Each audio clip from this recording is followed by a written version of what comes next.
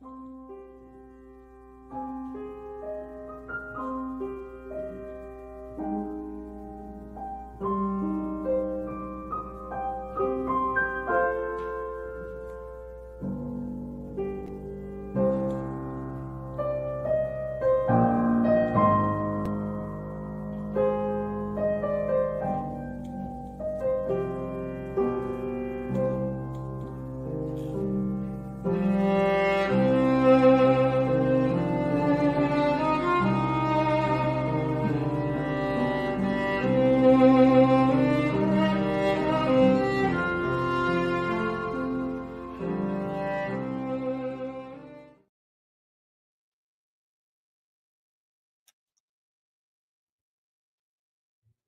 there.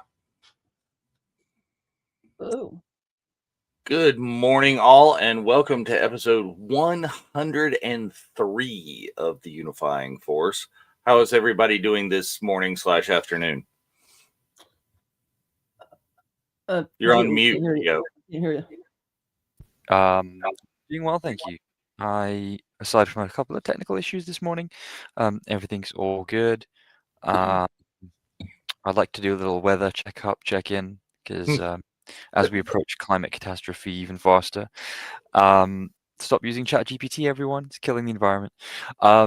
There's been a huge storm hitting many places in the world. Obviously, Hurricane Melissa was very bad for the Caribbean, so anyone from that part of the world will have family and friends there. Hope they're all doing okay. In the UK, we got battered by Storm Claudia last Thursday, so there was flash flooding even in London. Trains and tubes were delayed or suspended.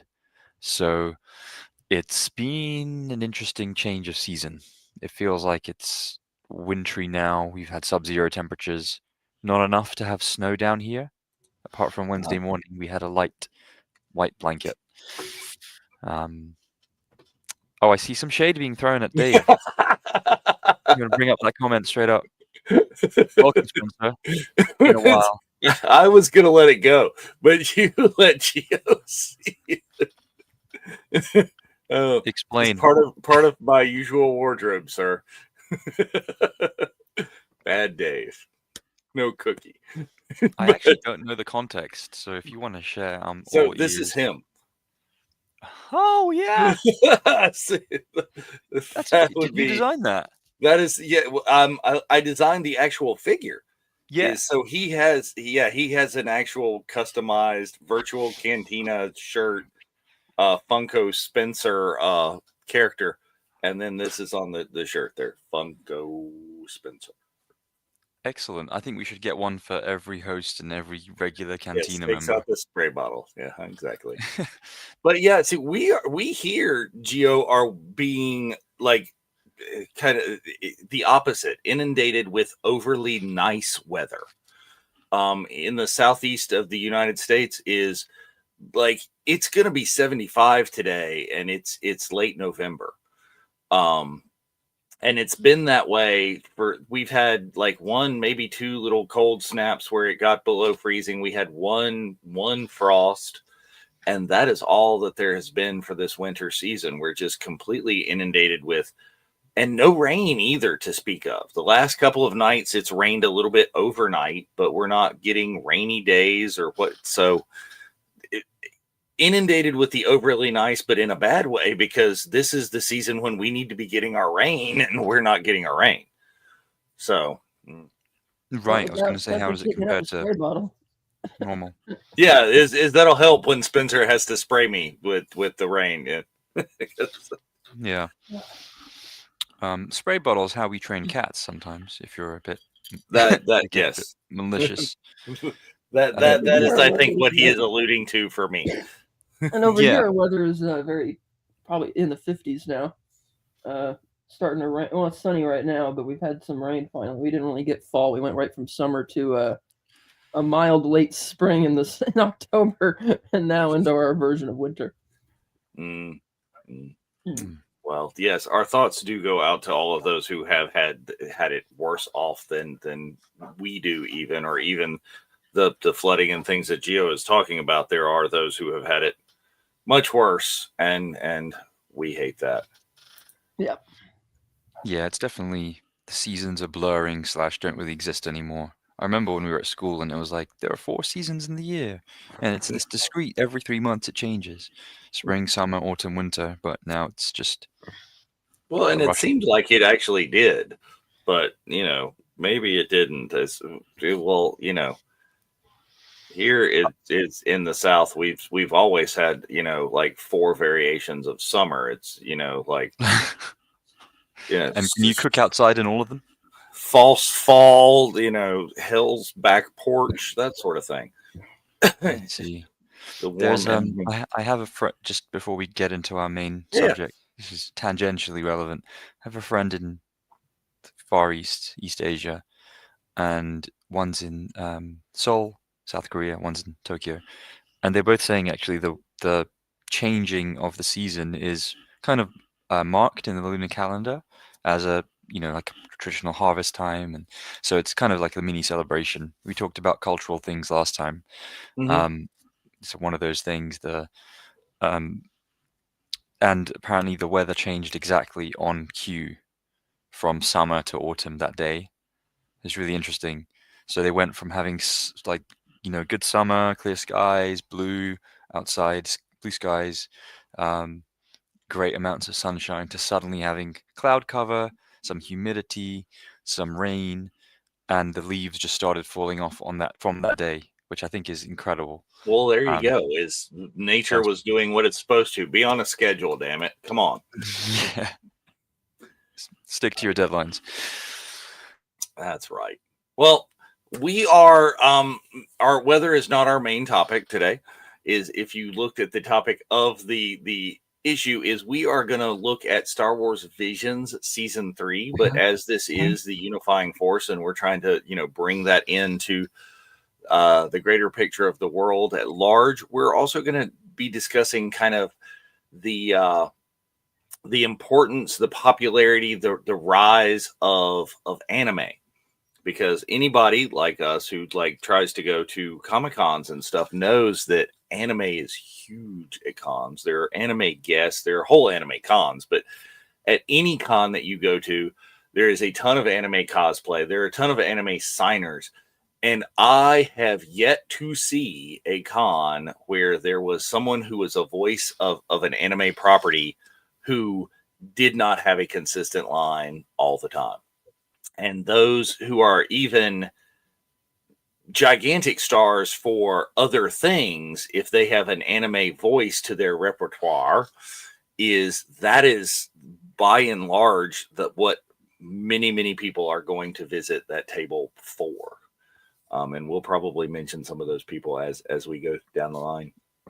So I think how we're going to start here is we want to look at some slides. So let's switch us over here a little bit. And we're going to look at, there we go. I asked the question last night of everybody is what your beginning and where you came to anime. What was kind of the first things, and let us know in the chat as we go through the slides where you came in as well. If you came in on some of the same places that we did, is where your debut, where you learned about or experienced anime for the first time. And we're going to kind of go through some of those. And let's see if I've hopefully got those in some sort of semi-usable order. But yeah, anime and the rise of anime is here's where we're going. You see a lot of them right there probably. And then let's kind of just get into it. I love that one. There we go. I love that image you pulled up. Was that your own composition? It was not. I did not have time to come up with that after the our deal. Yeah, we had this planned for a while, but the minutia and the structure was done relatively recently, but still ahead of time. But I think this one is a huge one, and a lot of people have come into this way. This is still a huge thing in the world. This is kind of the anime that came into culture and never left, ever. So this is the original series of Pokemon. And I watched it from that beginning, and this is still kind of my favorite series of it. This was Pokemon, I think, debuted in the in the 96-ish? No? 97, I think. Okay. It was it debuted in Japan in 1996, and it came to the US, Europe, in the West, 1998. So that coincided with the Western release of the original Game Boy Pokemon Red, Pokemon Blue versions, and they timed it perfectly. I think there was really good corporate synergy from Nintendo and Game Freak, the developers of the games, and what became they created something called the Pokemon Company, which is now the company that runs all of the multimedia gigantic IP. And I do believe Pokemon, as of second quarter of 2025, financially is the most valuable and highest value intellectual property franchise in the world. Well, see, it really came. Pokemon became but didn't get the bad rap on it. They had seen all the 80s and how successful it were of cartoons that were nothing but a commercial for your toys, right? Yeah. Transformers, Thundercats, He-Man, G.I. Joe, all of those properties that were amazing cartoons, but were just a commercial for your toy line. And that's what Pokemon is. It's a commercial for hey. It is, but it didn't get branded that way because of the way the anime style and what they were doing is they never got branded on. This is just really a push for the Game Boy game. This is a push for the trading card game. Later on, it's a push for various figures and other merch.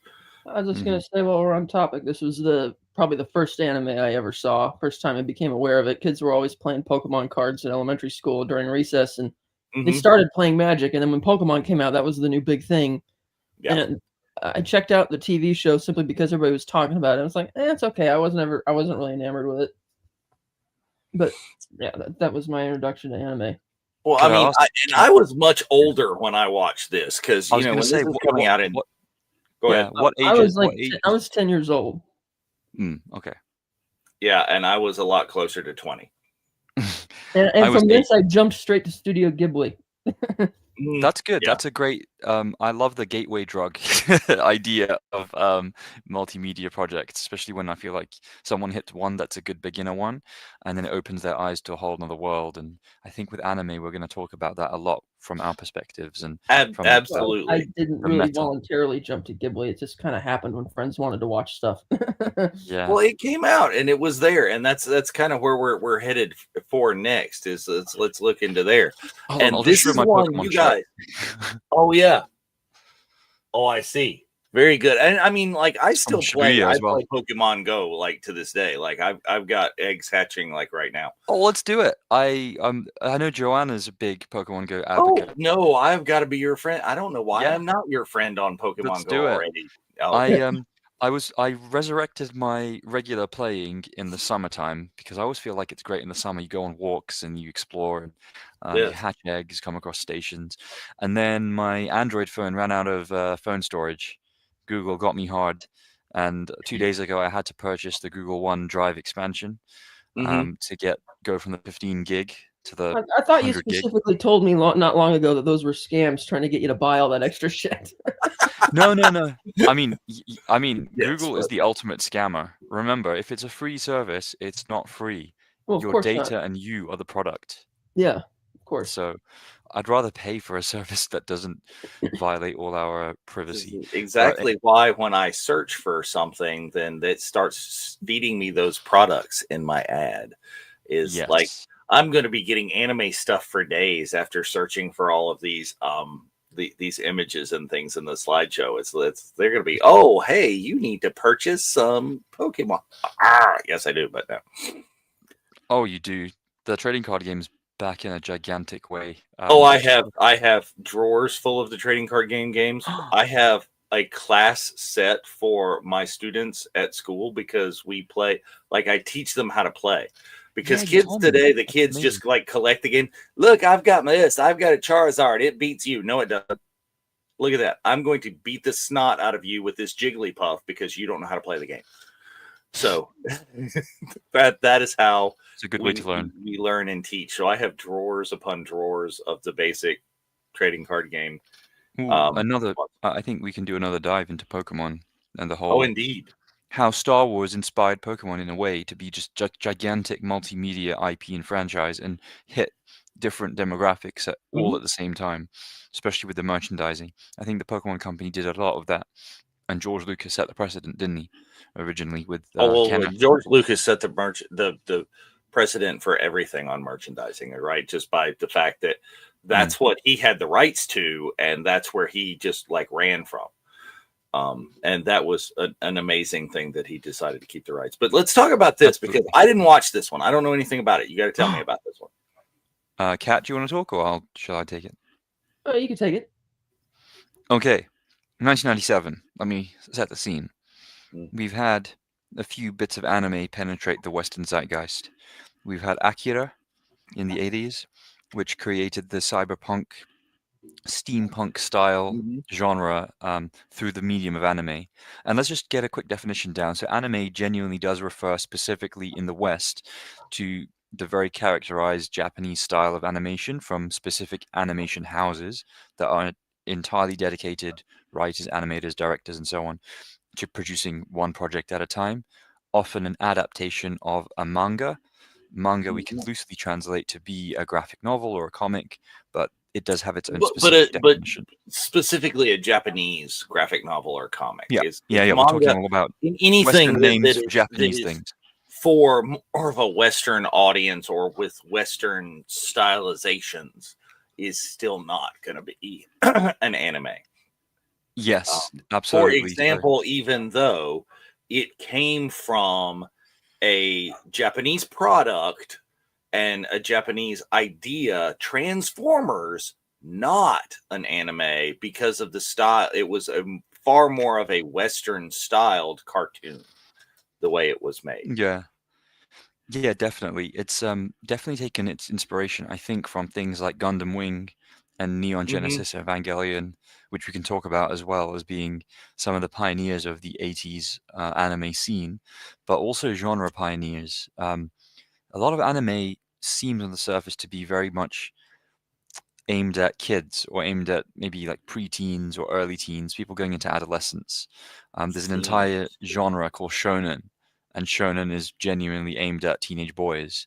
And so the power fantasy of your of Goku and Frieza and the epic battles of Dragon Ball sagas, Dragon Ball Z and beyond, those all come from adaptations of shonen manga.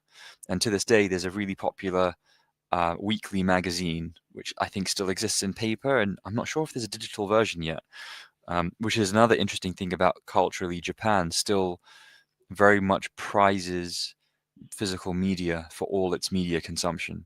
Although we can do books and ebooks and Kindles and PDFs and even get like nice colorful manga on your Kindle or on your iPad or Android tablet, people still prefer collecting the paper ones, and the paper ones are actually made of I'd say more robust and durable paper than our Western comics generally are printed on.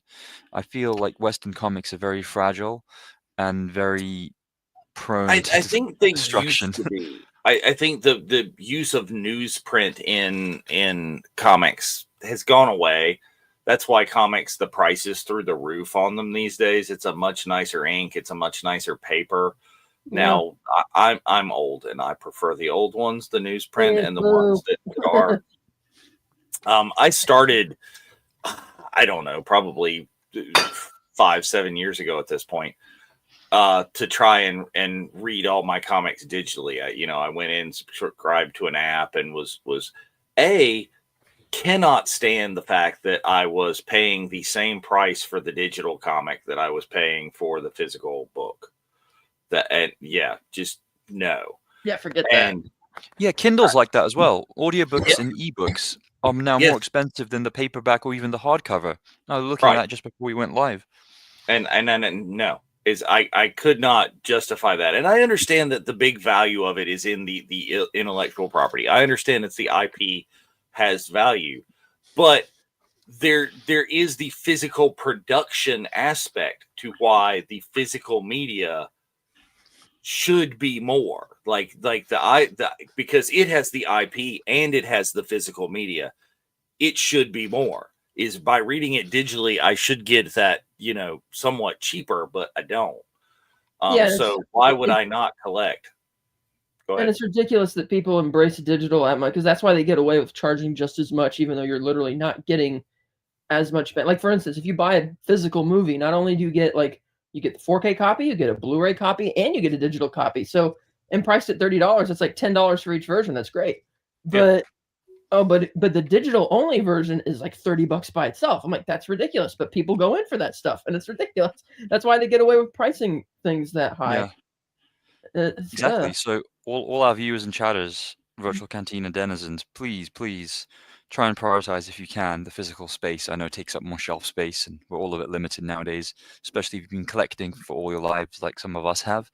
But if we, as an audience, as users, as clients, customers, if we put our money just into the physical media and we tell people to do that, and we tell them exactly what we've just discussed, the Kindle price is double the price of the paperback. Or I was actually looking up the Unifying Force, the final book in the New Jedi Order 22-book series of the expanded universe, and I found it on Amazon from a bookseller for $5.95, hardcover in very good condition.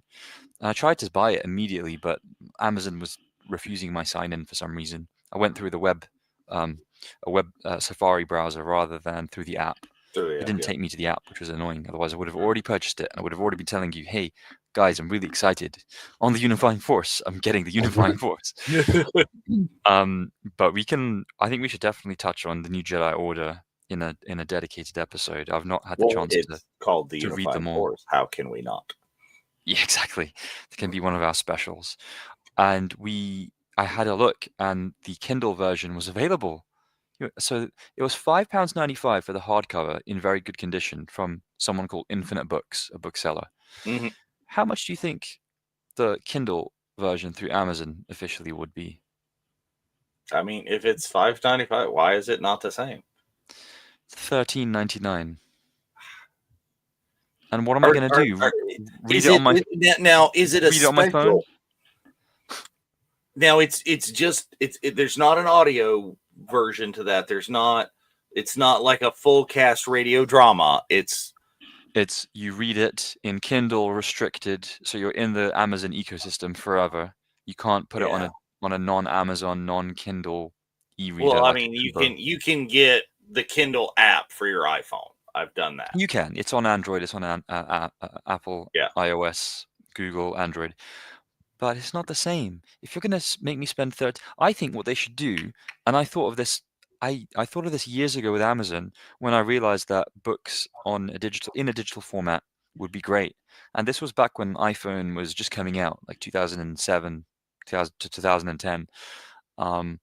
I saw people who got the iPhone 3GS, and I thought, wow, this is genuinely going to change our lives and change the world. We're stepping into a new era of being constantly connected to the internet, for better or worse. But even when people started having Blackberries, I was thinking a Blackberry is like quite a nice wide format. And I know the QWERTY keyboard took up half the space, but because you could browse the internet, go on Google, check your email, use the BlackBerry pin system to message, I thought it would be great to read on there because the screen was nice and bright. And I thought if Amazon allowed you to, when you bought a physical copy of a book, threw in the Kindle option as well, because if we look at the legal transactional aspect of it, in the UK, Europe, when you buy a book, you're buying a license copy for yourself for personal use. If you mass distribute it or share it endlessly, then you're breaking the law. But otherwise, you can do with it what you want. You can, record yourself reading it. You can make notes. You can type it up. You own that version of someone's intellectual property. I don't know how it is in the US, but it's very open in that sense. And I think the whole ebook industry missed a trick and now that they're more they've expensive, tried that crazy. for a while with comics, and when they Star Wars came out with like the High Republic comics or whatever, I think it was the High Republic. It might have been something else. But you got the code to to download the digital version too, so you could literally buy the physical book, put it on in your bag and board and over there on the shelf, and it's done, and then read it in the digital media. And that kind of makes sense. Is you're promoting the collecting. Actually, you're probably not promoting the collecting hobby. You're probably leading to that book never being worth anything at all, because everybody keeps theirs in pristine condition, which is what makes books that have been produced so many copies of, and that everybody bought it to collect it, so it's never worth anything. The ones that were worth something are the ones that people carried around in their back pocket to read, and destroyed 3/4 of the copies that ever existed. That's why baseball cards that people use to make vroom vroom noises in their bicycle spokes are worth like millions of dollars, because there are 4 copies that made it through that. Really? Well, speaking of comics worth a lot of money, did you hear that story about that Superman original comic that sold for $9,120,000? The most beat out the previous record holder by $3 million. Well, it was a 9.0 copy. I've got copies of stuff that I bought at a comics shop at my LCS and physically brought back to my house that are not gradable as a 9.0. That's for the fact that that's been sitting, and it was just in the ideal conditions in a dark attic in a not overly hot environment, but it was away from the light, and it's a beautiful, beautiful copy. Yeah, the guys who graded it said, if this had been in Texas, it would be destroyed because of the air and the heat and everything. But because that Northern California weather was just perfect for it. Yeah. But that's just insane. Save your comics, kids. Exactly. I mean, value. And which version of was it the original? It was not the original comic he debuted in, but his first, like how Batman premiered in Detective Comics 27 and then got Batman #1 the following year. It was kind of like that. It was a Superman #1. Yeah, it wasn't action. It wasn't the Action Comics debut, right? Because he debuted World's Finest Comics, and it was Action Comics spinoff that became Superman #1 later on. But they had it was a Superman #1, and it was wow. Yeah, and I'm not the biggest fan of graded comics, but I mean, obviously, in this case, that's the only way to preserve your investment and to keep it as nice as it possibly can. There's something in me about encapsulating a book that I cannot then therefore read. Right. I have a few. That's a lot of money to spend for something that you can't open or read. It is, but they're trading it. It's a value. It almost becomes somewhat of an NFT, but it actually does physically exist. It's something that you can do, and it's graded, and it says that it's this. I have a few graded comics, but the ones that I have graded, now we're really down a rabbit hole, is the ones that I have graded are from the personal collection of Larry Hama, is the creator of G.I. Joe. And just because that makes it worth something to me, because I have that little stamp in the little thing that says from the personal collection of. I already own those books to read. Yeah. But I'll buy them again. But anyway, that's the kind of thing. So there's a number. We're back into the anime, and this is there's a number from this studio, right? That shall I talk? Yeah, this is a huge studio. This is the Walt Disney animated studio that produces the bangers, the classics, the ones that stay in the memory forever from childhood to your deathbed.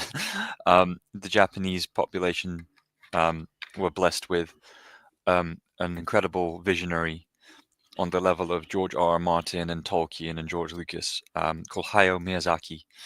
And Miyazaki-sama has produced a lot of these Studio Ghibli films. He started in the 70s.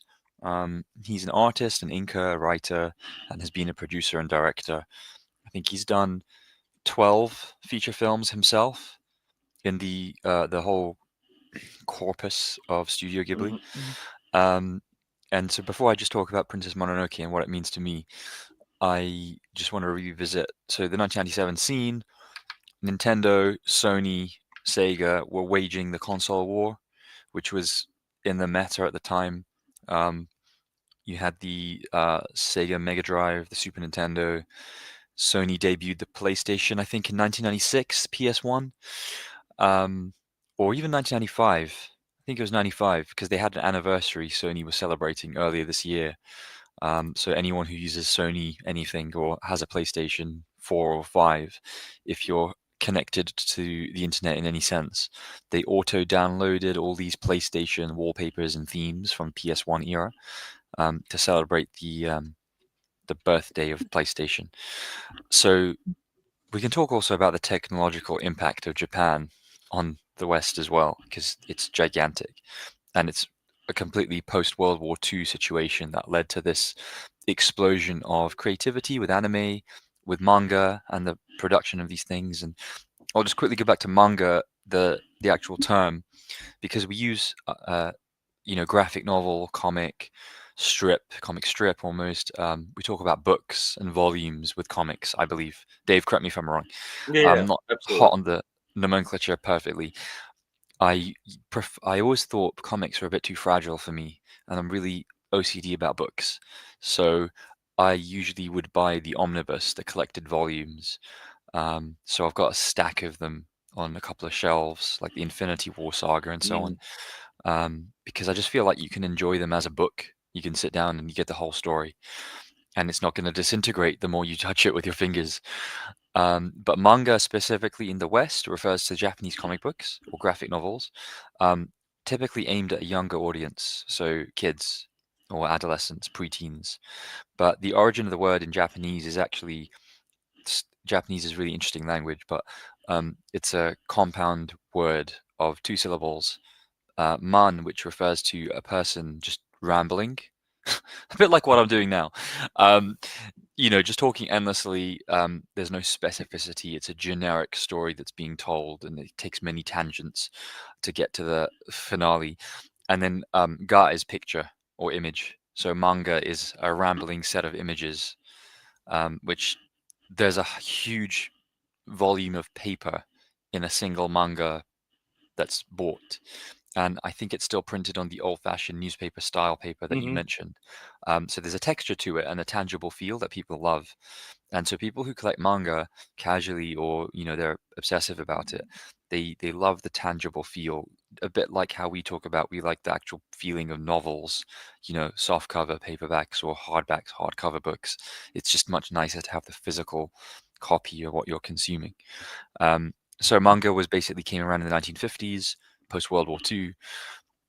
Let's just say it created the whole comic book universe, the extended universe of manga in Japan, and it very quickly was easily translated because there isn't much dialogue or speech. It's very visual. There's a lot of action that happens. Just think of things like Dragon Ball Z and Sailor Moon. Whether it's aimed at girls or boys, there's just a lot of visual spectacle, and you can have that endlessly and instantly translated into all the languages in the world because so much of it is visual, and people actually buy manga in the West that has the Japanese, hiragana and katakana in it. Yeah, and a lot of it is even the stuff that's translated to English is you read it backwards of normal instead of reading from from opening the book from right to left is you open the book from left to right, and even the English translations are still set up that way. So I think that's a really interesting, and people love that. The kids love that. Like, speaking of, an elementary school educator, we have manga books in our school library, and they're translated into English, and we have to educate the children on, no, in Japanese culture is you open the book this way as opposed to this way. So flip it over and read it that way, and the story makes more sense, or makes sense that way. Yeah, exactly. I think it's really it's a cultural beauty. I feel these differences that we have, the languages going left to right, right to left, top to bottom, Hmm. is so interesting. And I love the idea that you're being able to share that with your students, because I think the educational experiences that you have when you're 0 to 18 are so obviously foundational for the rest of your life. But with manga, there are genres that are termed according to the demographic that it's aimed for, and these are continued into anime. So as I mentioned, there's shonen. So there's a weekly magazine called Shonen Jump, which has strips of new comics that are coming of new manga, and Hmm. also continuation of established manga. So um, just think maybe 20 years ago, you would have had One Piece, you would have had Dragon Ball, you would have had I can't remember how to pronounce it, Inuyasha. It's a Japanese like teenage girl magical power fantasy. Oh, that's not one Um, that. there's Sailor Moon, and Hmm. so the shonen is the tween and teen boys. The shoujo is the tween girls, and then there's the seinen, which is targeted at 18 plus men. And now it's interesting because I don't know much about that genre. I don't know if in Japan 18 plus refers to specifically mature and adult content the way it does in the West. Right. Usually when we think 18 plus films or TV, we think mature themes, sex, violence, gore, drug taking, alcohol, all the fun sins in life. Um, and then there's one aimed at 18 plus adult women, which is called Josai. Mm. Um, and then the final one that's, if we think this is what some of the films in Studio Ghibli would have been targeting as well, even though they're original stories. Um, and I might mispronounce this one because it's a little harder to say. It's called Kodomuke, and Kodomuke is aimed at young children. Okay. And Studio Ghibli is amazing because I think unlike Disney, even in the peak, late 80s, 90s renaissance of Disney, the films I think are perfect family films. But I don't think you could say any of the films are aimed at adults specifically or children specifically. Whereas in Studio Ghibli, because it's a great analog to Disney in Japan, they do have a couple of films that are aimed, I would say, at like the Kodomuke. One of them is called Ponyo, which we could talk Anya. about a little bit Hmm. later. That's effectively a Japanese Eastern mythological hybrid of a Japanese story, a fable, but also The Little Mermaid. So Mm. if you like Ariel and the Little Mermaid, Ponyo is an incredible entry point to anime. Yeah, we Um, forgot to put that, or we forgot to mention that one, so that one is not in the slideshow. So yeah, that's completely fine. yeah, Um, and then let's talk about Princess Mononoke. So to yeah. me, this is I remember reading a blurb for this film on a DVD in HMV, which is the UK's #1 music store, which has amazingly been revived on Oxford Street. So anyone coming to London, you must pay homage to pop culture and go to HMV on Oxford Street because it reopened. It stands for His Majesty's Voice. They used to sell records in the era of King George before Queen Elizabeth II. Wow. So it's a historic UK institution. And they struggled obviously during lockdown, but they're back after about 6 years of being Well, absent. records are back. They are. But you know what's crazy? I went into HMV 2 weeks ago on a Thursday. The entire ground floor is K-pop music being played, K-pop everything, Funko Pops, Labubus, and then as you go deeper into the store, there's a little bit of Japanese manga and anime, but it's actually all Korean when you walk in. And I Yeah, asked somebody, "Is this just because of K-pop Demon Hunters?" And he told me it's not, but we would have pivoted anyway if it was if yeah, that's what the business needed. And they currently make all their well, not all, but much of their revenue is no longer on film and music because that's still quite niche. It's coming back. yeah. Okay. DVDs, CDs, vinyl's back in a big way, but a lot of it is just the merch. So let's think George Lucas level Oh yeah. merchandising for Netflix's K-pop Demon Hunters. So there's everything. There's Labubus, there's Squishmallows. I don't know if you've come across Squishmallows. those. Yes. Yep. Obviously Funkos, everything. really nice action figures with multiple faces and poses and hands, and 38 points of articulation that cost £45, and they're imported from Japan, and they've got, the hiragana on it. Those are really prized by, big otakus. So otaku is another phrase that refers to somebody who's a connoisseur of anime and manga, and it was popularized in Metal Gear Solid, because when you play that game as Solid Snake, the protagonist, you come across Dr. Hal Emmerich, who is an American-born nuclear engineer and physicist, who's in the facility, and he helps you over the codec. And he says, "I'm an otaku," Okay. and you go into his Mononoke. locker. Princess Mononoke. Okay. I'm doing the manga. I'm rambling. Yes. So Princess Mononoke, 1997 is when it came out in the West. No. Yeah. I think that's when it. I'm not sure because 97 is the year. 97 was when it was released, but I don't know if that's the Japanese original date. And remember, we're talking about a time when it took 6 months for things to go from cinema to DVD. Well, that's fine. We're running low on time, so let's not worry about the release date. We still got to get to Visions, remember, so we got to make time. The Visions is going to go over time. We did 2 parts on Volume 1, and we didn't even cover all the episodes. There's so it's a fantasy adventure. It's high fantasy, as you can see. You have young male and female heroes riding atop wild beasts. It's incredibly beautiful animation. There's a little bit of CG, you can tell, a little bit like what Mulan had at the time with Disney, but a lot more discreet and subtle. It was the very early parts where they just used it for bits and bobs and what you needed to. Yeah.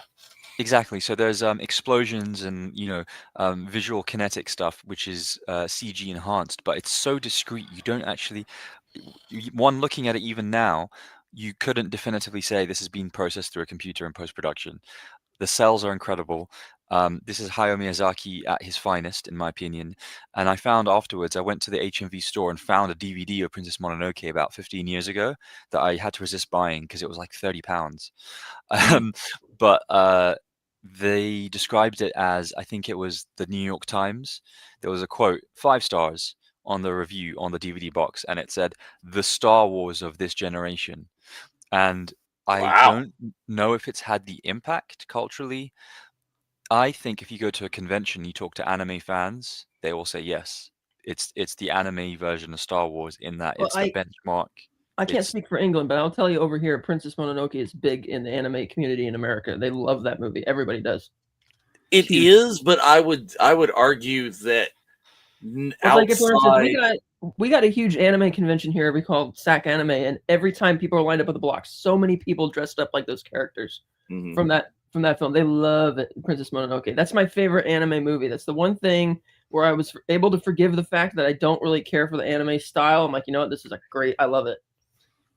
Amazing. I feel exactly the same. To me, it's I would argue not necessarily Star Wars outside of the anime community, because like I said, this is not one that I have watched. This is not one that I think outside of an anime community. And I mean, I think I know more anime than I kind of generally think that I do. And this is not one that I'm familiar with. I mean, I've heard the name, but I do not know that I've ever watched more than clips of it. Do you think the title is a little misleading, Kat? Because it's about a lot more than just a princess. Yeah, that's true. Because the other guy there, is because I also keep I don't see this movie very often. I have it finally. I finally got the Blu-ray recently, but I kept over the years from when I first saw it, I kept confusing it with plot elements from Nausicaa, and I imagined this hybrid film in my head. So when I went back and watched it, I'm like, oh yeah, that's right. The one that's more so about the princess or the girl, everything was Nausicaa. This is a different one. But yeah, that kind of happens sometimes with that movie. Yeah, there's definitely with Studio Ghibli, unlike Walt Disney, Disney Studios in the Renaissance. Although maybe I'm going to take that back now. In the 80s and 90s, do you think Disney had a specific hand-drawn animated style that was consistent from The Little Mermaid until Mulan? They felt like they looked similar. I mean, you could tell the animation quality got better. And they were experimenting because you have the CGI elements in Beauty and the Beast that they're throwing in as well. That That's was true. magnificent. and actually. in the Lion King as well, all the stuff of the wildebeest scene. So and like the Lion King, I say the entire animation in that film was far superior from the animation in the Little Mermaid. There was a big Yes, jump I in that agree. 5 years from 89 to 94. I think Aladdin was the good halfway house between Yeah, Beauty and the Beast and the Lion King. I think Aladdin was the first movie I ever saw in the theater. That's awesome. I think I was 4 Dave, years what was old. yours?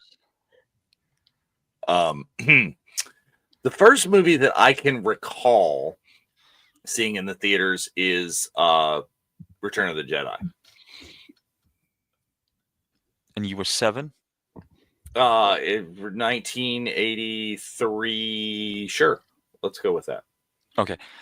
Sorry, I don't mean to reveal everyone's ages exactly. No, I don't care anything about. I was like having to do the math, but I don't care anything about it. Yeah.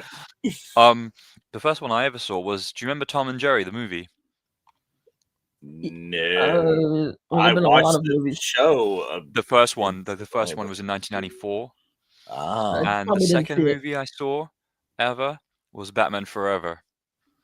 Oh, Wow. I'm sorry. No, what are you talking about? I would die Well, for that Okay, film. good. Those for when you I don't care how bad the movie is. If that's your first like real experience or scene, it's Yeah. like people In the love that. cinema. I mean, yeah. I'm very lucky. I did see Batman 1989 first. I saw that on TV, and then my dad recorded a VHS. That was incredible.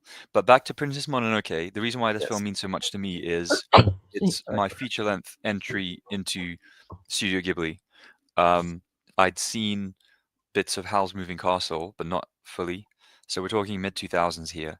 And I know that Spirited Away every critic was dying over Spirited Away in 2003, and it won the Oscar for Best Animated Film. It was the first international film to win that and stop Disney. I'm trying to think what Disney or Pixar would have had out in 2003 to rival it. Pixar was just finding its feet after Toy Story 2, I believe. So I think it might have defeated Toy Story 2, Spirited Away. But you mentioned Nausicaa. It's interesting because I don't know if this is the case, but Christopher Nolan is currently in post-production for The Odyssey, coming out in July next year. And there's a lot of talk about it in the film media. And Nausicaa's name is actually taken from Homer's The Odyssey. She's a princess of Phaeacia, and Hayao Miyazaki is very renowned for writing very realistic children. He doesn't treat children in his films as kids. They are fully fleshed out characters the way adults would be, with pros and cons, advantages, disadvantages, weaknesses and strengths. And he's very good at making very strong female characters that inspire people from an early age. So if people go to SatCon or like AnimeCon, Hyper Japan, all these Japan-focused and anime-focused conventions, if I see people dressed as Nausicaa or Princess Mononoke, I entirely get it, because even though I'm not a woman or girl, I see that they're really great characters. And Princess Mononoke is the title character in this film, but really, I guess you could say, I was looking at the Google synopsis, describing it as fantasy adventure. The male character we see on the buck is called Ashitaka. He's a warrior trying to save a village that's in the mountains and forests. It's being attacked by this demon god wild boar that you can see in the trailer. He gets cursed, and to lift the curse, he has to go on this sort of journey, this hero's journey, and he gets involved in this conflict between these two tribes. And then there's a whole industrialization going on of the forest, deforestation, destruction of the ecosystem, and there are spirits of the forest here. Princess Mononoke is, at one with nature. She rides atop these wolves, who are her steeds, and there's like a forest god, which is a stag that has huge plumage and extravagant antlers that are dazzling.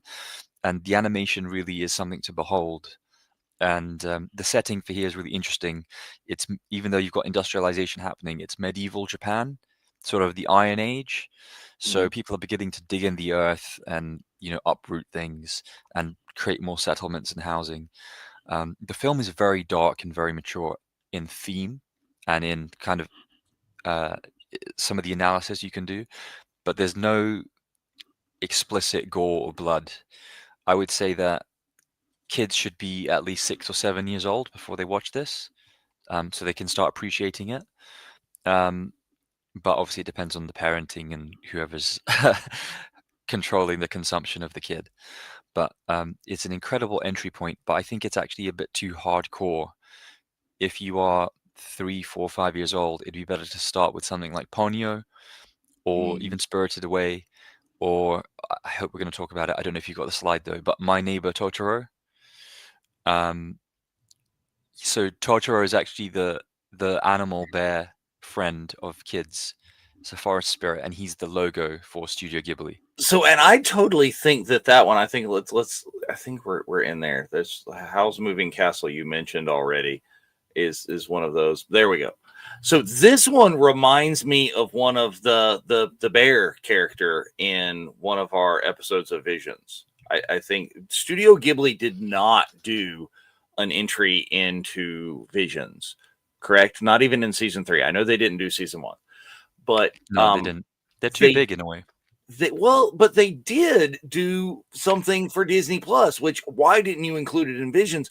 Was Grogu and the Dust Bunnies? That's oh yeah, the 2-minute little. That's so cute. Well, I think that's not the reason. That's not in Visions. Is like you said, that's just a little 2-minute cutesy thing. That's not like a whole story. Yeah, I think that was testing the water for Studio Ghibli. I think it would make sense, and I hope Dave Filoni, as an animation expert and longtime connoisseur himself, will get that off the ground. I think there should be a Studio Ghibli feature film in the Star Wars canon. It's so easy. It's waiting there. It's easy home run to knock out of the park. It just has to be given the green light. They have to agree on the finances for that. But yeah, My Neighbor Totoro. So does this resonate with any of you, or have you guys seen like it? I said, other than like the similarities of this and the episode of Visions from season 3, I do not know anything about this. I knew that this is the symbol for like Studio Ghibli, and this is like a big thing, but it's not. I'm a little older anime, and we'll get to that in a little bit. I have not seen this one, but I'm aware of it. Okay, so very quickly, you've got a family that moves house, and they go somewhere kind of rural. So this is a 1988 released film. I think it took a little bit longer to come to the West. Look at the reviews; it's like critically acclaimed as well by fans and audiences. 8.1 out of 10 IMDb, 94% Rotten Tomatoes. And it's two sisters that go back to rural Japan because their father wants to look after an unwell mother. So their grandmother's falling ill, and they go and they're trying to play around in the summer and use their imaginations, which is something that I think a lot of people can resonate with in the West as well as in the East. You use your imagination to cope with a boring summer where you're at grandma's and there's nothing to do.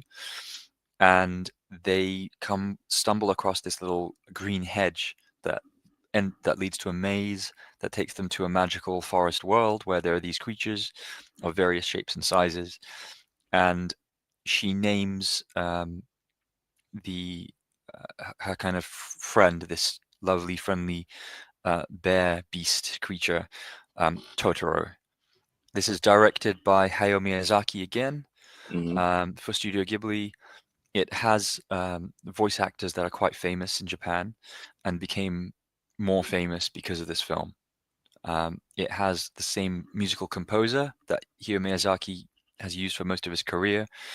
It's distributed by Toho, which is a huge entertainment company based in Chiyoda in Tokyo. And they're the kind of distribution and publishing house for a lot of Japanese media. And again, this explores the importance of family and friendship.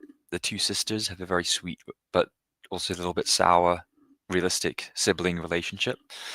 It has a courageous, imaginative, and very friendly and warm lead female protagonist.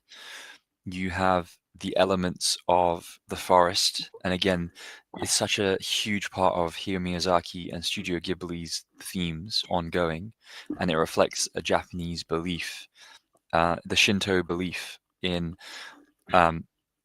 nature worship being a considerable part of this indigenous belief system from Japan.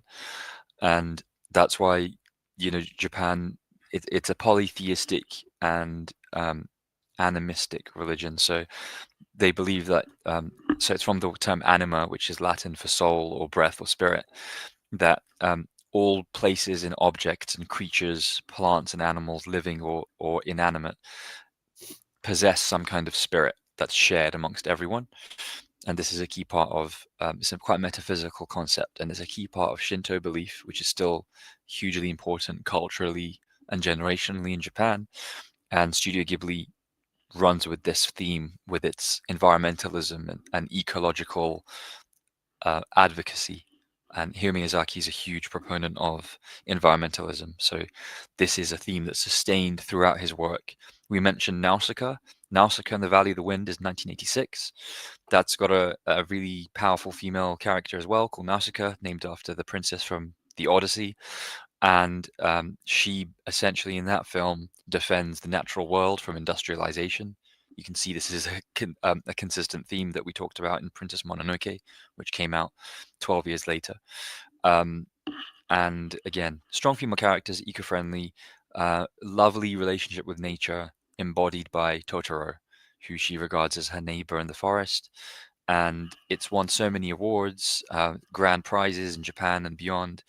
Empire magazine voted it the 41st best film in the world in 2010, and Sight and Sound in 2012, the critics poll had it amongst the top of all-time greatest films when they took an average consensus among critics from around the West.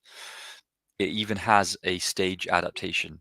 I don't know if it's come to the US yet. Wow. I didn't. No, I would not think so. I've not heard anything about that. Yeah, I think it will come there. It's in the West End at the moment. It opened, I think, earlier this year. I hope to try and see it, because this film, even though I didn't come across it when I was the kind of age bracket it's aimed for, which I'd say is 3 to 11 years old. So in the UK, that's primary school age. Mm-hmm. So an elementary school kid could enter anime through this. It's a perfect entry point. And it's a wonderful film. It doesn't overstay its welcome. It's tightly edited, and it encourages one to be in touch with nature, to stay caring for and loving your family despite trouble, to protect the environment, and to interact with animals and plants, and be a nurturer of the world. And I think that's a really powerful message that's universal and unifying, which is why I think it's great that we've talked about it. So to answer the question is no, the current run in the West End has been extended through August 2026. There are talks into moving that from the West End to Broadway after that run, but nothing is finalized as of yet. That makes sense. It's an 86-minute film. I don't know how long the stage version would be. I can imagine there's a few extra scenes, and it's not, in terms of visuals, it's not the most difficult thing to produce. Mm-hmm. Making a stage adaptation of Hayao Miyazaki's other work would be very difficult. It would have to be, you could do live action feature films of Princess Mononoke. It'd be incredible.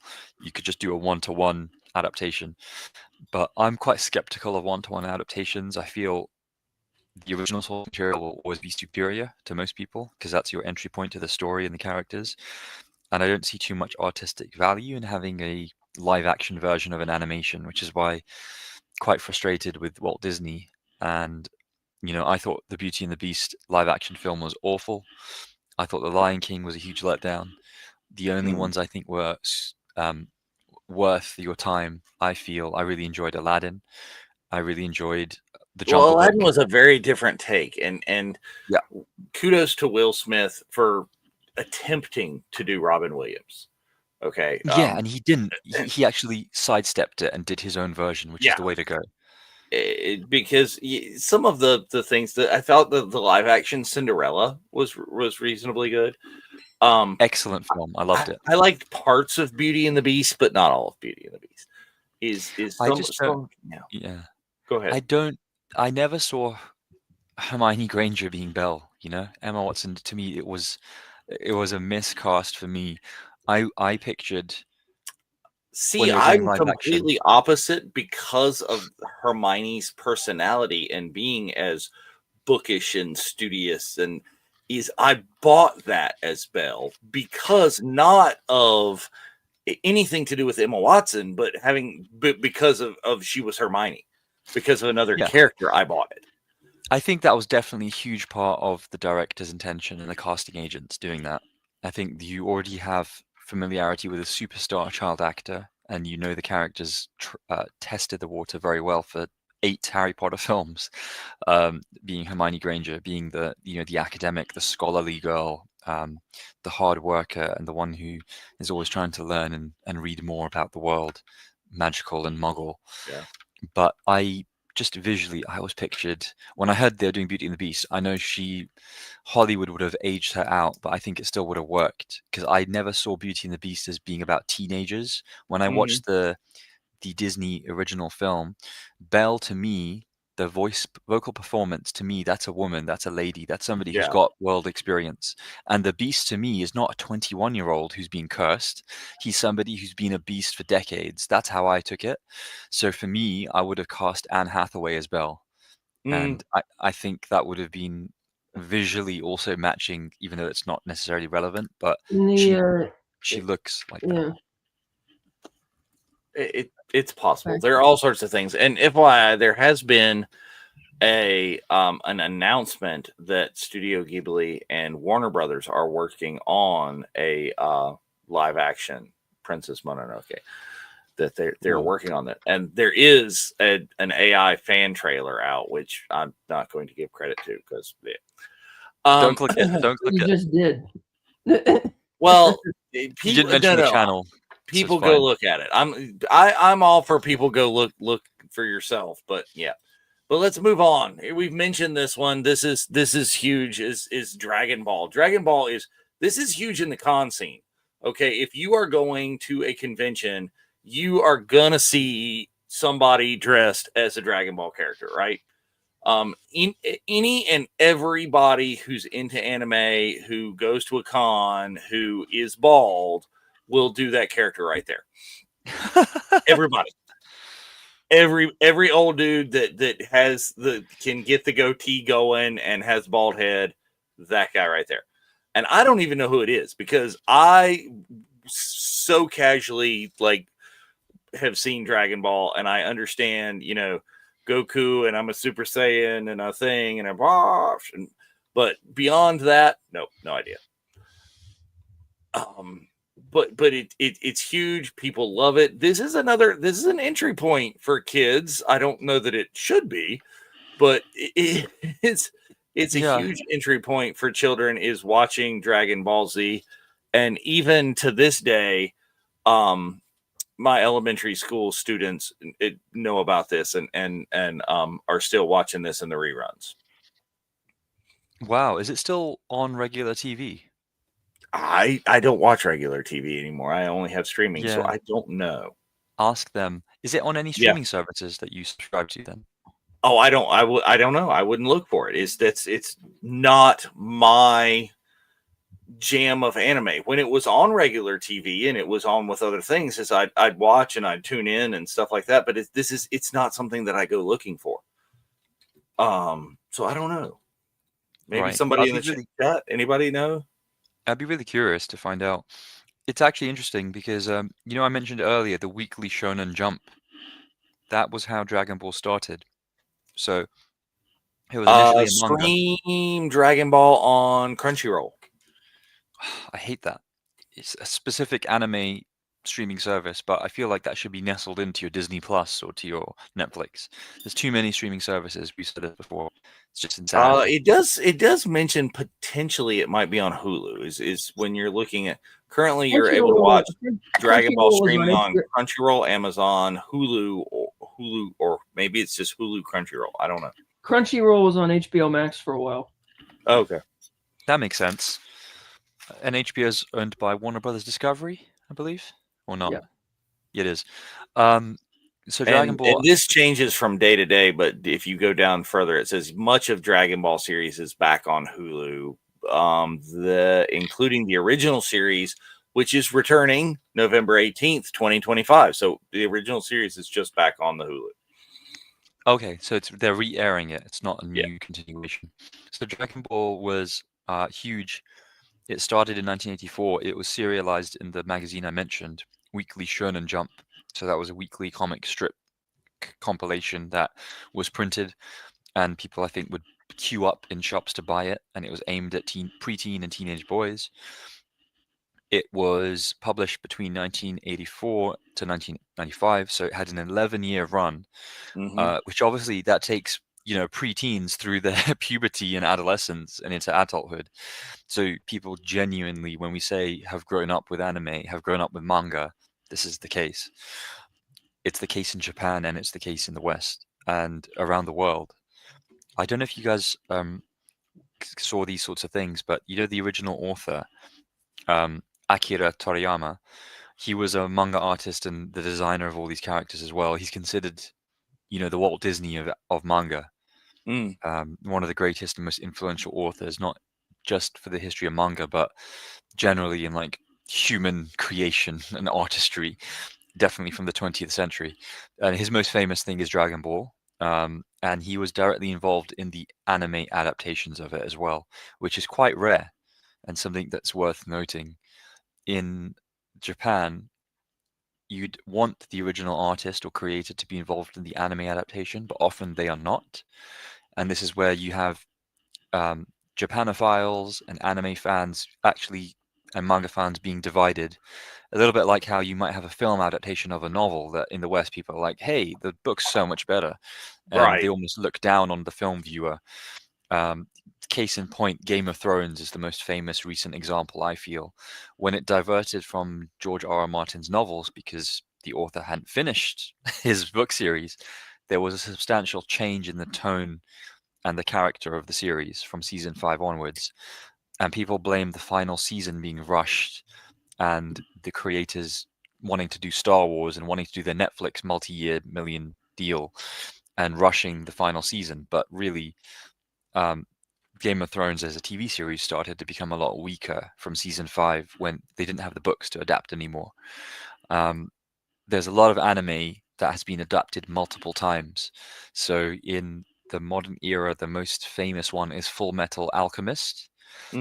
There's an adaptation of that, and then there's Full Metal Alchemist Brotherhood, which many anime fans would tell you is the superior version because it uses more of the original manga story and is a more direct one-to-one adaptation. But Dragon Ball, it's worth mentioning Akira Toriyama because he had a worldwide impact. And I actually feel like I remember when he passed away, how it sent shockwaves through the internet and had loads of lovely tributes. I felt like it was this March, but I've just checked. It was March the 1st, 2004. 2024, wow. sorry. 2024, last year. Okay, I was old. Yeah. And so he died age 68 and a lot too early, to be honest. And a lot of people growing up with Dragon Ball Z, to him, he was deified. To them, he's deified. And as we mentioned, anime has been localized around the world in local languages, but also the original subbed version, not the dubbed in the local language version, is popular in North America, but also South America. So there were tributes in Brazil, in Sao Paulo, in Rio de Janeiro, in Mexico City, in Bogota, Colombia, public vigils for Akira Toriyama. And people put up screens and played some of their favorite episodes of Dragon Ball Z, and crowds would watch them. And I saw these clips online, and it was phenomenal. He died of a freak acute subdural hematoma, so it was a sudden death. He wasn't unwell, and he was supposed to have a neurosurgery at coming up to that time anyway. But when he passed away, they apparently I've just read actually on the passing of him in March on Twitter, the trending topic of Akira Toriyama, the creator of Dragon Ball, dying was the #1 subject on Twitter around the world when it happened, above Joe Biden's State of the Union address, above the ongoing, genocides and wars around the world. This was the cultural phenomenon and landmark thing, and Dragon Ball Z is actually not something I managed to watch in the UK. You had to have satellite TV. I Right. didn't have it in the 90s, so I knew of it. And I know from pop culture osmosis from my friends and generally being an internet denizen, I know all the phraseology and the terms like Super Saiyan and how Yeah. people endlessly debate Goku versus Superman, who would win? Right. Well, yes. What are your thoughts on that, Dave? You know my thoughts on that. You don't even have to know that. Have you watched any of the fan videos? There's actually some great Yes, edits I have seen those. Absolutely. before ChatGPT ruined the fan video on YouTube. There's Goku versus Superman. When there was work to be done in doing it. Exactly. Master Roshi, by the way, is the name of the gentleman right there with the white goatee and the long mustache. That's what everybody does. Everybody has it.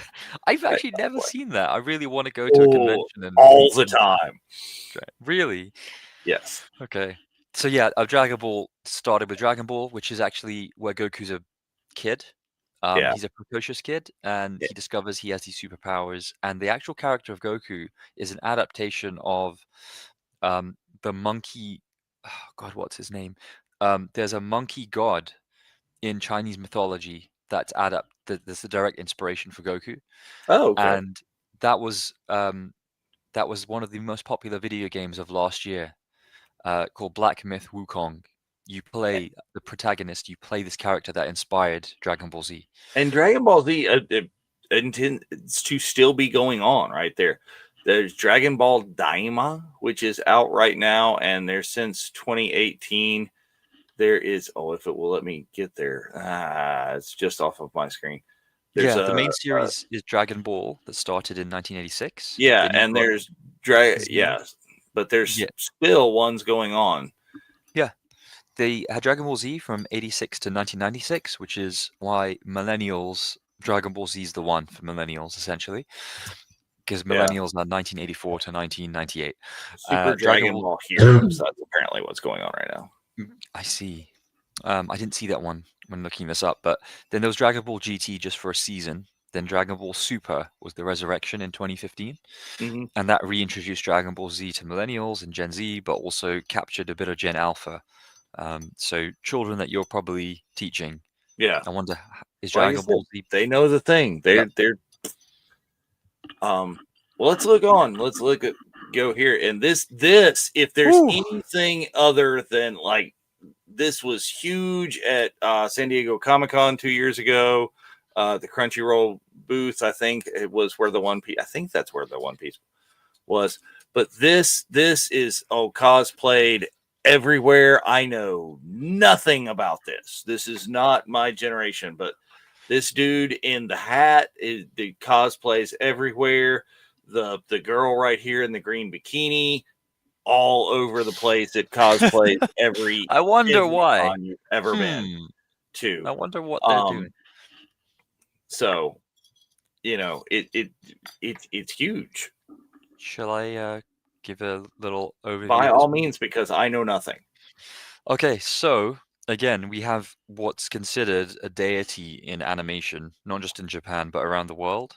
I didn't realize One Piece had such a global audience until I made a friend who was studying at my university for a couple of semesters, doing a research project. I haven't told him I do the show, but I will do. Yes. A great human called Hiroto, and I asked him, just very generally, if you had to watch, what's the best anime? And by best, I mean your favorite. Like, if you had to just watch one, or give me a list of your top 5. And he literally told me his answer was directly One Piece, just One Piece, all of One Piece. So this is somebody who is a millennial too, a slightly younger millennial than me. And he caught One Piece obviously at the right time. It fired his imagination.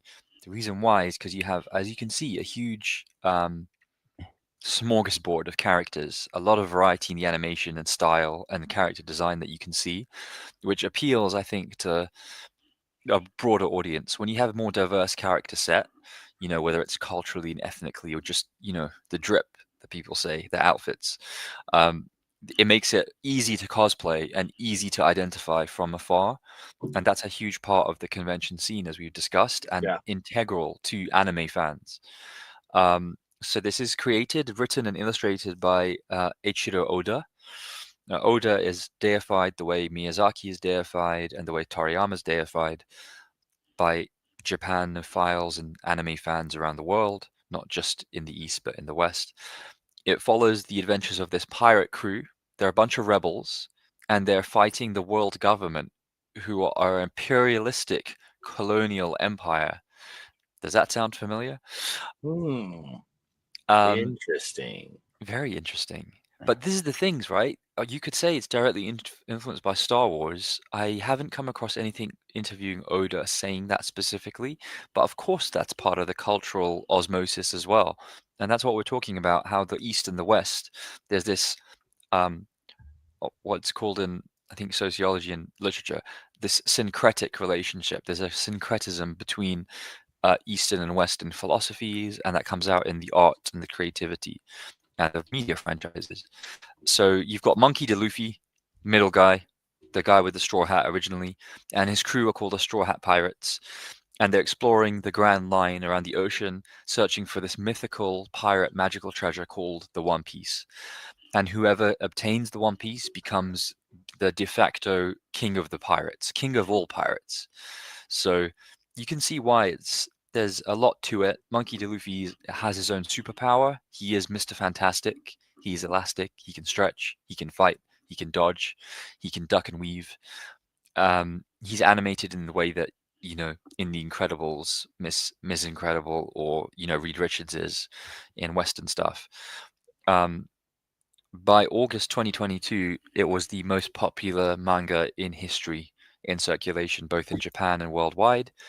516.6 million copies in circulation, breaking all publishing records and entering the Guinness Book of Records in 2022 for the most copies published for the same comic book series by a single author.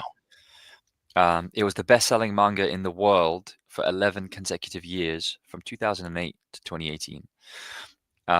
So, yeah, it's been doing pretty well, one could say. And the series and this is another one. This is by Toei. Toei, yes. Is that how you say it? Animation. Yeah. And while they again have not directly produced something for Visions, there are a number of studios that have worked on One Piece that have also worked on Star Wars Visions. We're sitting there, renowned animator Shinya Ohira, possibly known for his work in Visions, is also on the One Piece Wano arc, which I'm not sure what that is. So there are many arcs, a bit like the Clone Wars, but there's millions of arcs.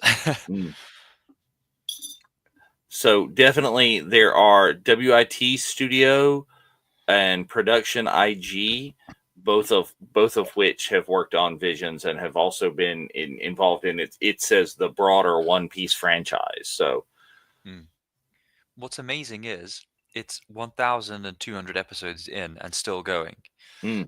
But it started in October 1999. It's had this gigantic generational crossover from millennials and Gen Z. I'm wondering, do your students know about One Piece? I don't know that they do. I again, it's not a thing that I know enough about that I would mention or bring up and ask. It's not something that I've seen on Character Day. Do I see kids that show up as a character from One Piece?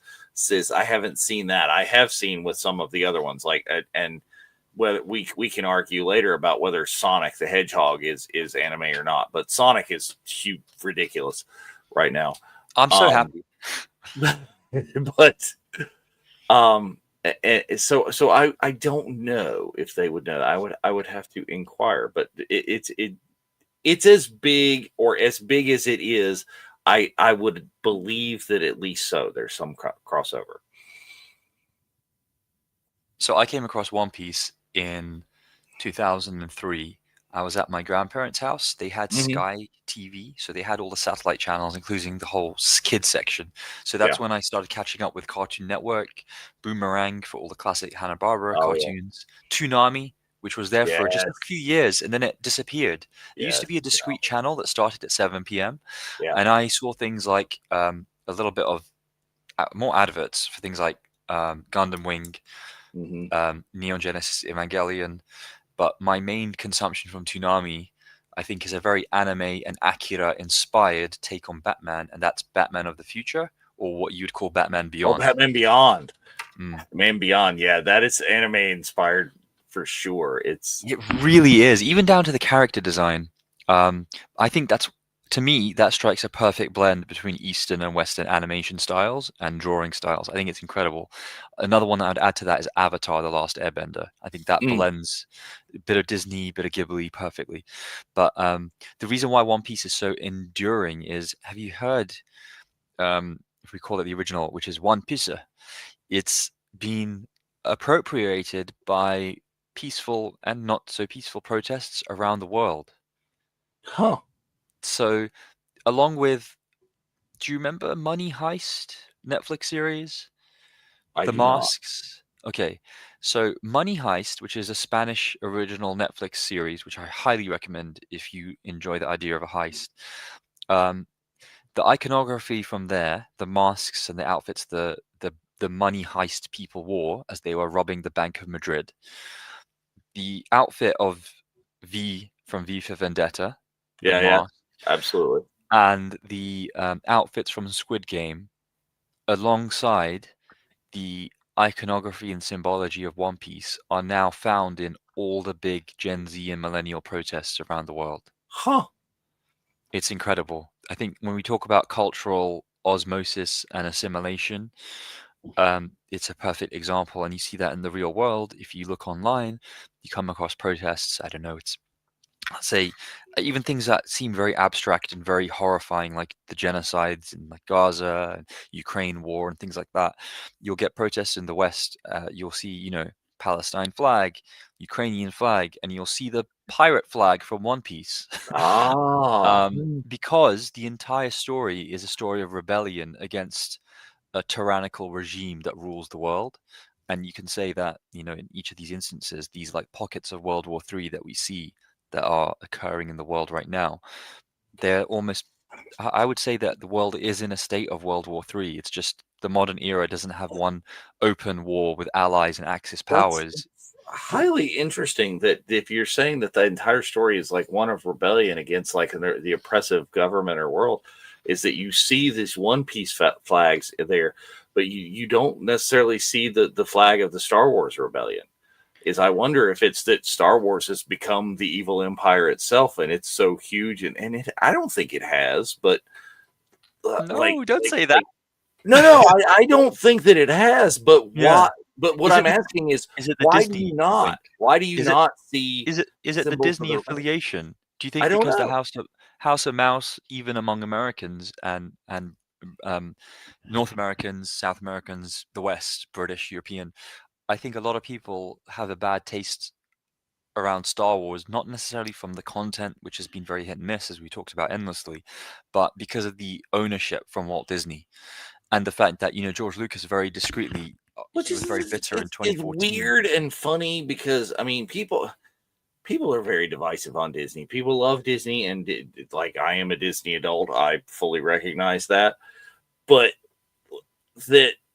then people also, Disney is the man. It's this giant conglomeration corporation, and you love the things and you hate the things. I think some people just love to hate things. Oh, absolutely. It's that, but you don't see that. But it's interesting that you would see a One Piece as a symbol of rebellion, and you don't necessarily see the rebel symbol as a symbol of rebellion. But let's look at this one. This one's another one of yours. I was going to say in the chat, Eric Wood says Speed Racer is my first anime.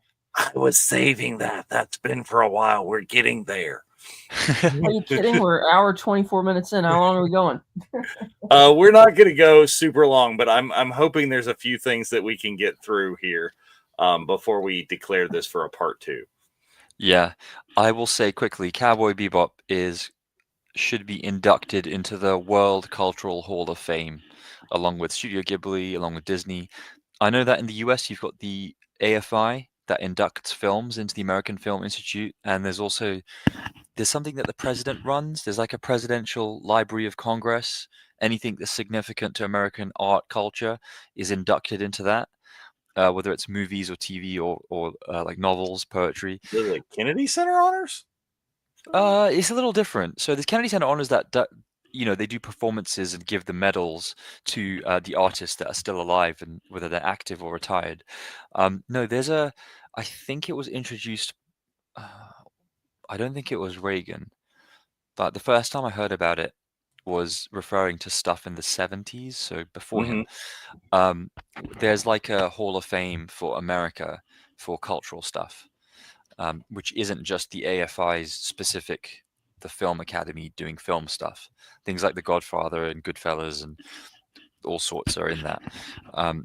But they're considered the statement officially for whatever the company is. I can't remember the organization. It's things that are deemed culturally, aesthetically, and sociologically significant to America are put in this. And I would put Cowboy Bebop in there as well, even from the American side, because Cowboy Bebop directly is the reason why we have Firefly. Well, and here, of course, Cowboy Bebop is. Well, Cowboy Bebop would be a direct Star Wars tie-in. Yeah. Yeah, definitely. I think that it's well,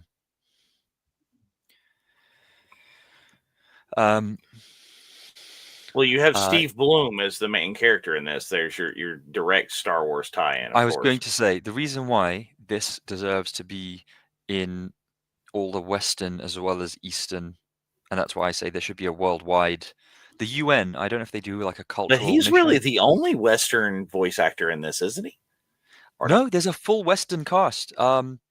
There's so Steve Bloom is Spike Spiegel, the main character on the left in the yellow collar, holding the pistol. I'm looking at IMDb. I'm not overly familiar with some of these other American voiceover actors, but Bo Billingsley plays Jet Black, which is the big muscle enforcer of the crew. Oh, okay. So very briefly, Cowboy Bebop is the futuristic motley crew, experiencing existential ennui, and they're bored out their mind. They're a bunch of bounty hunters looking for jobs to try and just get by, paycheck to paycheck. They wander the galaxy. They go to different planets. They get hired by different people there'll be a divorcee who's trying to get back at her ex-husband. There'll be a tribe that's trying to reclaim part of the town. There'll be a criminal who's been wanted by the planetary police for 10 years, and Spike Spiegel and his crew pick up these bounty hunters, and him and his partners go, and each episode is a mission. But culturally significant is the use of music. It has one of the most eclectic and inspiring blues jazz soundtracks I've ever heard. And I'm not an expert on jazz music, but the improvisation's incredible. The opening theme is very memorable. Once you hear it, it'll be forever in your mind. And I think it's just really worth experiencing. I'd say for all TV series, even in the streaming era, give something 3 episodes. If you're not interested by 3 episodes, you can drop it. But I think if you're an open-minded person who's giving it your full attention, you're not an iPad kid, you don't have your phone in your hand scrolling on Google News or Instagram or TikTok while you're watching a TV screen, please stop doing that. Enjoy the moment. Cowboy Bebop is, as you can hear from the name, Bebop. It's a musical reference. The entire soundtrack is slightly improvised, slightly scheduled, and rehearsed jazz music, and it complements the action perfectly, beat for beat, cell animation to cell animation. It's excellent. It doesn't have some of the annoying aspects that I find a little bit unseemly and give me the ick a little bit with anime, which we haven't really mentioned. But some manga and some anime romanticizes the youth so much from a male gaze perspective that the women are infantilized.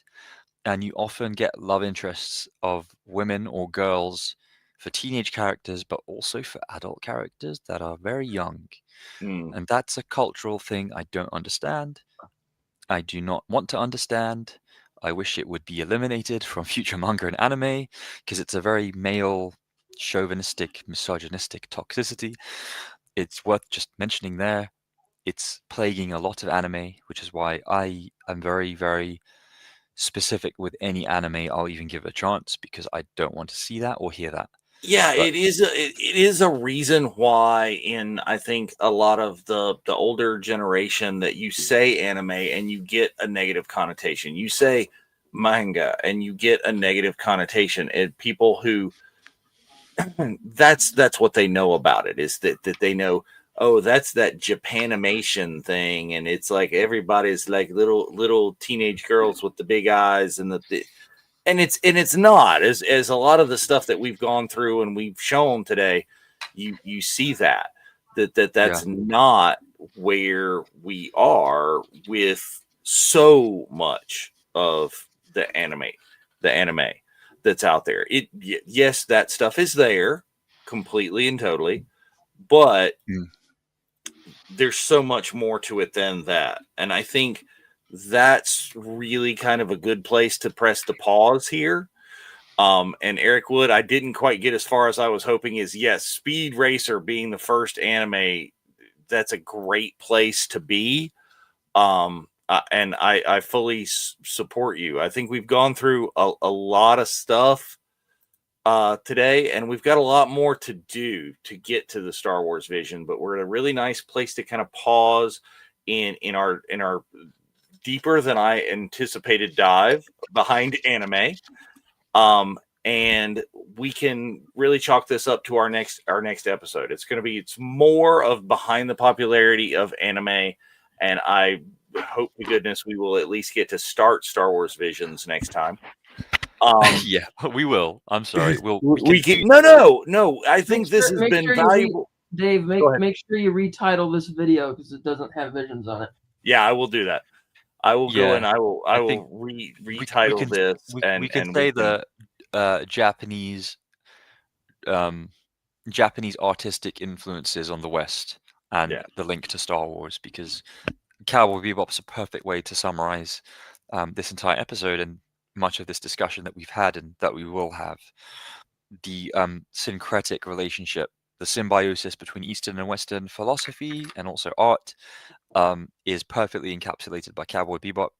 It's a blend of action, space western, film noir. It's often a very quiet, introspective anime. There's not that much dialogue. There's only a little bit of action. Each episode is, you can take it as an anthology series. There is an overarching theme and some recurring characters beyond the crew, but it's a visual spectacle. The soundtrack's incredible. I would say these are all descriptors I would use for Star Wars as well if I was selling Star Wars to aliens. And I think that the overlap between the crew that you have with Star Wars and the idea of a ship of mercenaries flying around, I mean, we've got that a little bit with The Mandalorian. We've got that with Guardians of the Galaxy, and those are very much influenced by space westerns, but then also samurai films and Kurosawa. You're going right back to the influences of Star Wars itself. It's exactly. Kurosawa and samurai films and all of that are among, and here's another topic for a future show, and I'm going to drop it at that, and then that'll be it, is one of the reasons why shows and movies and Star Wars was great is that you had so many creators of so many things that were inspired by so many things, and they were coalescing all of their ideas into one property. And now you get a lot of people who are creating content for whatever show it is that you're doing, whether it be Star Wars or whatever, is that they are fans of that show. And that is the media that they consume. Is if it is Star Wars, the writers and producers and people who are creating Star Wars consume Star Wars. So they're just writing Star Wars again and over. Yes, Cowboy Bebop. It's a huge thing. As opposed to consuming multiple media and putting it in there, is you're just putting all of your Star Wars back into Star Wars instead of putting samurai films and all of that sort of things. That's all right. Is we are getting ready to just kind of wrap this episode and this show up, coming to us a little bit late, and we are going a lot late. But there will definitely be a part 2 to this that will be coming. Next week on the network on the Sunday, there is no Sunday show. It is a 5th Sunday, so no Sunday show. And then thank you for going back and listening to the recording. That will be amazing. Thank you. But join us next week. There will be content over the holiday week, or the holiday week or week in the US is Monday. There will be a new episode of Clone Wars Revisited. They're still plowing through their watch along of that. Tuesday night, join all the people for the virtual Cantina happy hour, where we can discuss things like this live. And then Wednesday's going to be busy. Wednesday, we are going to have a pre-recorded episode of I Know. They are going to be talking about things that they are thankful for in, I think it's limited to within Star Wars, but I'm not positive on that. But I Know is pre-recording. I think they're actually pre-recording right now. And there will be a live special Wednesday episode of the Virtual Cantina Watch Along. They are going to be watching the last movie that we are thankful for, watching Superman 1978. Is that Thursday or Wednesday? That is going to be Wednesday now. Sure. The watch along is normally on a Thursday, but we figured you guys are all, in a turkey coma on Thursday evening. And that's a lot late for those of us on the eastern coast of the U.S., at least, to stay up. So Wednesday watch along, when you are up late at night getting ready and preparing and chopping all of those things and stuff. We will be watching, yes, the OG Superman, Christopher Reeve's Spectacular. So please join in for that special on Wednesday next week. Yes, that sounds awesome. The original Superman, again, it's influenced Star Wars. It was influenced by George Lucas. The studio gave it a risk, so-called, because Star Wars had been successful. So sci-fi and fantasy was born again in the blockbuster form in the 70s with these films. Thank you so much, everyone, for joining us. Whether you joined us for a minute or the hour and 37. Remember, we're available as a VOD, so you can listen to us at any time. And as Dave said, there's loads of stuff going on in the Virtual Cantina Network. So just search up Virtual Cantina Network on YouTube, Instagram. Are we on Twitch still? We are still on Twitch. Okay. So hopefully people can access it through there. I know that's much more of a millennial Gen Z platform, but videos on demand or VODs are really popular on things like Twitch and other streaming websites. So that's a good option if you prefer consuming content on Twitch. Thank you so much for everyone for joining us. May the Force be with you all. And remember, you have friends everywhere. Indeed. May the Force be with you. Always.